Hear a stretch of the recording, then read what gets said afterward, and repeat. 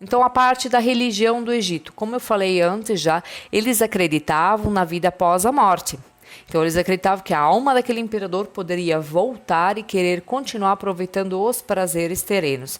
Então, por isso que eles construíram as pirâmides, para deixar a múmia do faraó lá dentro. Eles acreditavam em vários deuses, por isso eram considerados politeístas. Quando se acredita em um único deus, aí é monoteísta. Esses deuses poderiam ser humanos, animais, uma mistura de humano e animal.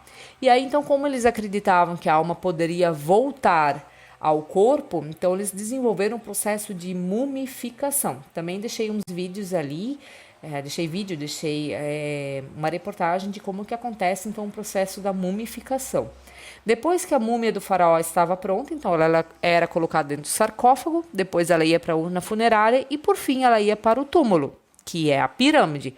Lembrando, quanto maior a pirâmide, maior era a riqueza daquele faraó. Então, toda a sua riqueza era colocado junto com ele lá dentro. Muitas vezes eram colocados até escravos vivos dentro da pirâmide, porque eles acreditavam que o imperador voltaria, queria utilizar os prazeres terrenos, então colocavam as riquezas, colocavam comida, colocavam vestimentas e escravos para servi-los. Então, imagina a agonia daqueles escravos que eram colocados ali dentro, fechados junto com a tumba do faraó, e eles iam morrer asfixiados, com falta, sem comida, sem água, né? Enfim, né? Imagina só a situação.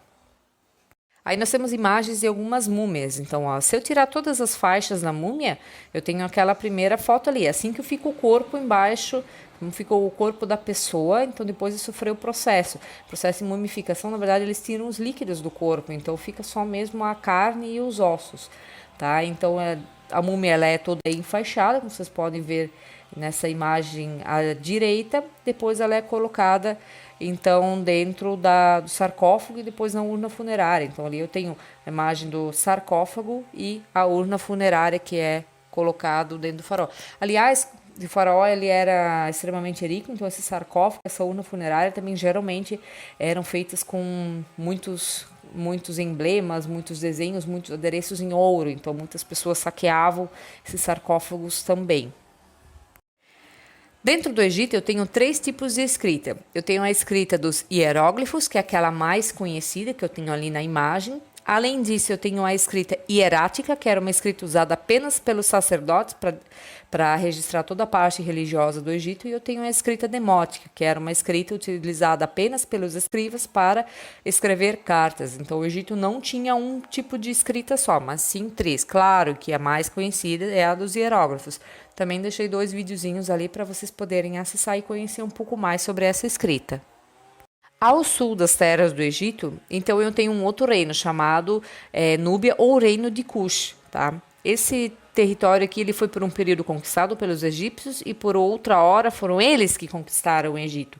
Atualmente eu tenho 2 países nessa região, que é o Sudão e o Sudão do Sul. E pelo rio Nilo, então eles correspondem à parte entre a primeira e a sexta catarata então do rio.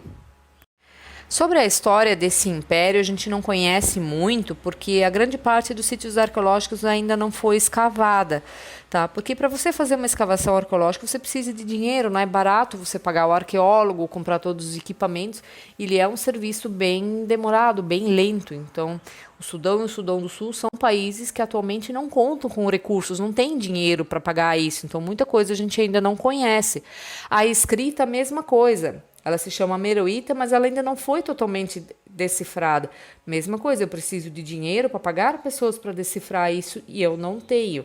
Então, muita coisa sobre esses impérios a gente ainda vai conhecer nos próximos anos, tá? Espero que meio logo, tá? Mas por enquanto, então, eu vou passar aqui um pouquinho para você sobre o que a gente sabe desse grande império que também se formou na África, também se formou em meio ao deserto do Saara. Do que essas pessoas ali viviam? Elas viviam da caça, da coleta, do que a natureza oferecia e da pesca. Então, eles utilizavam tudo que o Rio Nilo poderia lhes oferecer. Ele também é um império que conseguiu se formar graças ao Rio Nilo, graças às águas do Rio Nilo. Sem a presença desse rio, esse império não poderia ter existido. Ele se formou há mais ou menos 2000 anos antes de Cristo. Também deixei um videozinho ali para conhecer um pouquinho mais sobre esse império. E sabe-se que ele se formou Então, por causa de disputas, por causa de terras. Então, pequenas aldeias disputaram aquela região, era uma região melhor para a prática da agricultura, e aí, em vez de disputar, acharam melhor se juntar e formaram, então, o reino de Cush. Sabe-se que esse reino e o Egito eles tinham muita troca comercial, porque muitos objetos feitos no Egito foram encontrados nas escavações que foram feitas no reino de Cush, e outros objetos então do reino de Cush foram encontrados então em escavações egípcias. Então havia sim um grande comércio entre os dois. Em 1530 foi o período então que o Egito conquistou essas terras, então eles fizeram parte do Império Egípcio. Em 730 a.C. aconteceu justamente o contrário, num daqueles períodos intermediários então do Império Egípcio, então o reino de Cush dominou o Egito. Então o reino de Cush, ele era o reino que dominava as suas terras mais as terras do Egito. Durante o período, então, que o reino de Cush dominou as terras do Egito, eu tenho a dinastia dos faraós negros. Por que chamados assim? Porque os faraós do reino de Cush, eles tinham a pele mais escura do que os faraós do reino então do Egito. Então por isso se falavam que eram os faraós negros.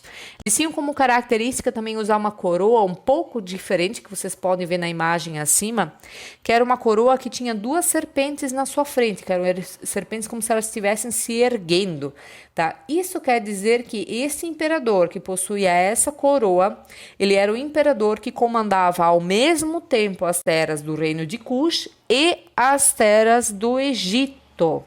Tá? Então ele era o imperador de dois grandes reinos. No período em que dominaram então o Egito, eles aprenderam muito sobre a cultura egípcia. Então lá no reino de Cush também foram construídas pirâmides com a mesma função, para guardar dentro então o corpo, a múmia do faraó. A única diferença é que essas pirâmides lá do reino de Cush, elas eram pirâmides mais estreitinhas na sua base e bem mais pontudas do que fossem as do Egito. Enquanto que as do Egito são largas e altas, essas aqui são estreitinhas e mais pontudas. Era realmente só para caber, não tinha nada de antessalas, as coisas era só mesmo para caber, então, a múmia do faraó. Também deixei um link ali para vocês conhecerem um pouquinho mais então sobre os faraós negros. O reino de Cush tinha algumas coisas diferentes, então, de outros reinos daquela época. E uma delas, então, era o modo como eles escolhiam o novo rei, o novo faraó.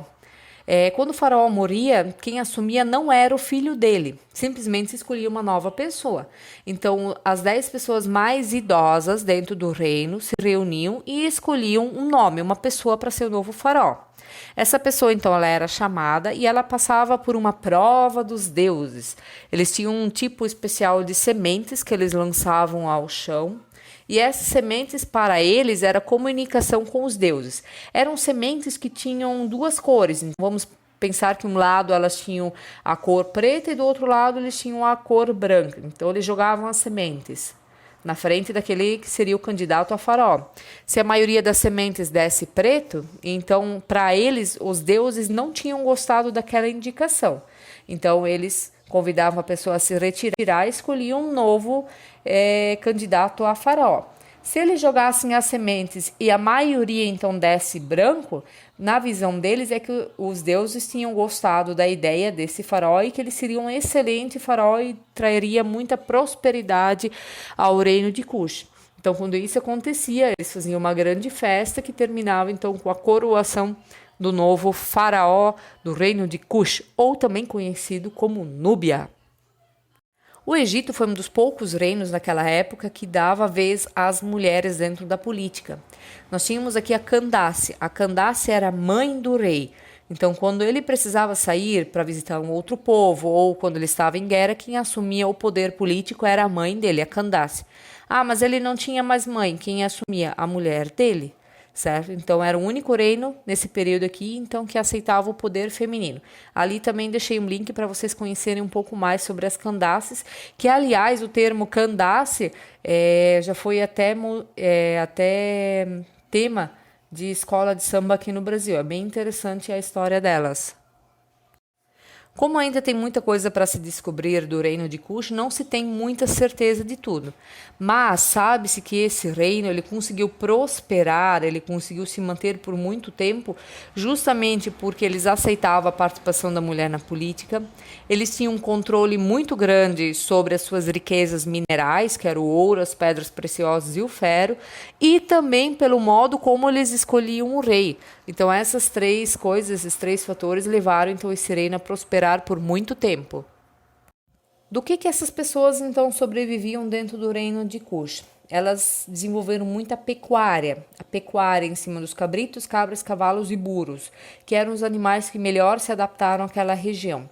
E para eu saber se uma pessoa tinha mais ou menos riquezas, eu tinha que observar o tamanho do rebanho dela. Quanto maior era o rebanho, mais riqueza ela tinha. Menor o rebanho, menos riqueza. Às vezes tinha gente desse reino que tinha enormes extensões de terra, mas tinha um rebanho bem pequeno. Ela era considerada pobre. Agora, tinha gente que não tinha terra nenhuma, alugava dos outros para poder deixar os seus animais. Tinha um rebanho extenso. Essa pessoa, então, ela era considerada extremamente rica. Dentro da agricultura, eles desenvolveram então o trigo, a cevada e o sorgo, então que eram sementes que se adaptaram bem àquela região. Para poder tirar a água do rio e levar para a agricultura e levar então para os animais, eles desenvolveram dois sistemas de tirar a água do rio, que é a Shaduf e a Saquia. A Shaduf, então, é essa imagem que eu tenho à esquerda, que nada mais é do que uma gangorra. Então, eu tenho num lado preso um balde e no outro lado eu tenho um peso. Então, o que eu vou fazer? De um lado onde está o balde preso, eu vou puxar essa corda, eu vou levantar esse peso que está atrás da gangorra, vou colocar o balde dentro do rio e vou enchê-lo de água. Quando ele estiver cheio de água, eu vou lentamente soltando aquela corda, o peso do outro lado vai descendo e vai fazendo com que o balde se erga. E a saquia, então, ele é um sistema de roldanas, que está à direita. Então, animais eram presos a uma roldana e conforme eles giravam, essas roldanas faziam girar uma roda d'água. Nessa roda d'água eu tenho vários baldes presos e conforme esses baldes vão encostando na água do rio, então eles se enchem. Então, conforme o balde chega cheio, os animais eram parados, se retirava a água dos baldes, se colocava em outros recipientes para transporte e aí o movimento continuava. O solo desse reino, então, ele era extremamente rico em ouro, ferro e pedras preciosas.